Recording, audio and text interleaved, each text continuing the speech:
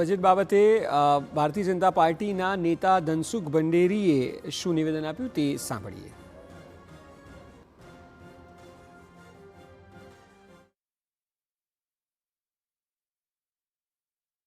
Income રૂપિયા ક્યાંથી આવશે આખા બજેટના દર્શનમાં? તો 22% સ્ટેટ શેરનું છે ટેક્સીસ, ફાઇનાન્સ કમિશન અધર ટ્રાન્સફરનો 7%, સેન્ટ્રલી સ્પોન્સર સ્કીમોથી 8%, ઇન્ટરેસ્ટ પેમેન્ટથી 20%, અધર એક્સપેન્ડિચર જે ખર્ચ છે એનાથી 7%, સિવિલ પેન્શનથી 2%, સેન્ટ્રલ સેક્ટર સ્કીમથી 17%, મેજર સબસિડાઈથી 6% અને ડિફેન્સથી 11% રૂપિયો જાશે.